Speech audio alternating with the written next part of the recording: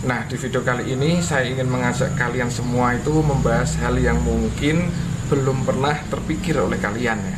Betapa pentingnya melakukan pengelolaan aset di sebuah toko kelontong.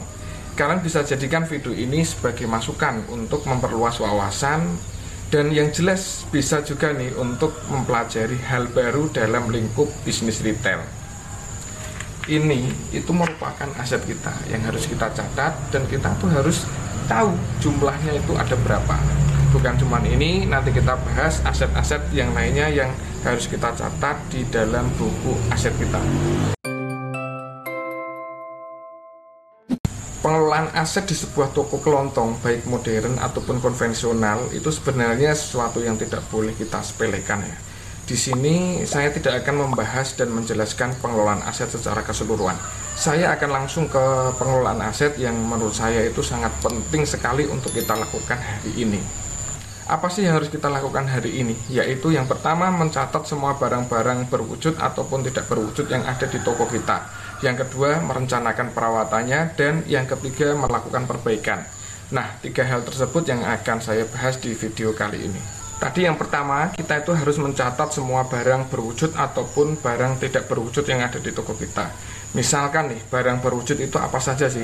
Seperti rak single, rak double, rak end, rak roti, meja kasir, komputer, scan barcode, printer thermal, backdrop rokok, showcase, kemudian ada komputer, ada juga kipas angin, kemudian berwujud lagi ini tabung gas LPG 3 kg, tabung gas LPG 5,5 kg, kemudian mungkin kita punya motor. Itu adalah aset berwujud yang ada di toko kita, dan semua itu harus kita catat. Nah, juga ada satu lagi nih, aset yang tidak berwujud. Ini tuh ada sebenarnya di toko kita. Aset yang tidak berwujud itu apa sih? Aset yang tidak berwujud di toko kita, kalau kita toko modern menggunakan aplikasi kasir. Nah, aplikasi kasir yang ada di komputer itu adalah aset yang tidak berwujud yang kita miliki. Oke, sudah paham ya di sini apa saja aset yang berwujud, apa saja aset yang tidak berwujud. Semua aset tersebut itu harus kita catat di buku inventaris kita atau di buku catatan barang aset kita. Kita harus punya laporan catatan aset tersebut itu setiap bulan kalau bisa. Minimal itu triwulan, tapi kalau kita bisa membuatnya setiap bulan itu lebih bagus lagi. Seperti apa sih catatan tersebut? Mari kita lihat catatan aset di toko saya. Nah, ini adalah catatan atau buku laporan aset toko SRC Maju Sejahtera bulan Mei tahun 2022, yang nantinya ini akan saya update ya setiap bulannya. Dan kita itu butuh informasi apa saja. Yang pertama, di tabel ini ada nomor, nama barang, spesifikasi, satuan, jumlah, tahun. Ini tahun mendapatkan ini ya, mendapatkan apa namanya, rak ini. Kemudian ada nilai per unit, total nilai, kondisi, dan keterangan. Di tempat saya itu ada 26 aset yang tercatat. Ada rak single dengan tinggi 170, jumlahnya 3. Ini perolehan tahunnya itu 2021, harganya 920. Kemudian ada rak single ukuran tinggi 180. Ini dulu saya beli, jumlahnya itu 11, harganya itu 900. Ini second ya. Yang ini tuh second dari Alfamart, Indomart. Kalau yang ini baru, beda kualitas. Beda kualitas, makanya di sini harganya tidak beda jauh. Kemudian ada rak double, ada rak N, ada rak N lagi. Kemudian ada rak roti, ada meja kasir, ada showcase, 2 pintu, macam-macam ya. Ini kita catat semuanya. Ada backdrop rokok juga nih, harganya 2.500.000. Kemudian ada apar, ini alat pemadam kebakaran. Oke, ini semuanya kita catat di sini. Ada CPU. Kemudian ini tadi yang saya bilang ada aset tak berwujud nih ya. Ini aplikasi kasir, ini adalah aset tak berwujud. Ada smartphone juga, ini untuk transaksi pulsa. Kemudian ada tabung gas di sini. Ini ada tabung gas. Semuanya itu total keseluruhan, kalau kita total jumlah nilai asetnya itu total keseluruhannya itu ada 80.745.000 untuk saat ini ya, tahun 2022.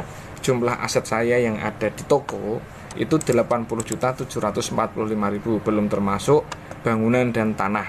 Nah, ini cara pencatatan aset di toko kita. Nanti kita update nih kondisinya itu seperti apa tiap bulannya. Untuk rak single itu jumlahnya masih 3 atau enggak, rak single lagi jumlahnya masih 11 atau enggak, kondisinya bagaimana. Nah, itu nanti itu harus kita update tiap bulannya. Paling penting tuh ini yang biasanya itu berkurang atau bertambah, tabung gas, galon. Nah, ini kalau bulan ini kita ada 40 galon, bulan depan ya harus ada 40 kalau belum ada penambahan, dan kalau belum ada pengurangan tentunya harus ada 40. Kok nantinya itu ada 35, berarti kan ada 5 yang harus kita tanyakan itu kemana. Di pengisian kondisi ini juga kita harus mengisikan yang terkini seperti ini ya. Ada kita punya showcase 2 pintu, itu dulu beli harganya 5.500.000. Untuk kondisi saat ini, dulu waktu beli itu bersih ya, bagus, sudah dicat lah ininya. Kemudian untuk di tahun 2022 ini sedikit ada cat yang mulai berkarat di bagian bawah. Jadi di bagian bawah showcase-nya itu ada sedikit berkarat ya, karena memang air dari atas itu kan netesnya ke bawah. Nah, itu kalau tidak sering-sering dibersihkan itu akan mulai berkarat. Nah, kalau semuanya itu baik-baik semuanya. Nah, ini sudah habis masa berlakunya untuk APAR. Ini laporannya sudah habis masa berlakunya.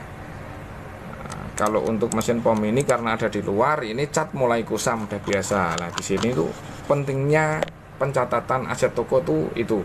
Yang kedua, kita bisa tahu juga kan tadi tuh jumlah keseluruhan berapa, jumlah keseluruhan aset, nilai aset kita ada Rp80.745.000. Ini tadi adalah laporan aset toko SRC Mas Sejahtera bulan Mei tahun 2022. Nah, itu tadi yang pertama, kita sudah mencatat semua aset yang ada di toko kita. Setelah dicatat, kemudian pengelolaan aset yang kedua yaitu merencanakan perawatannya.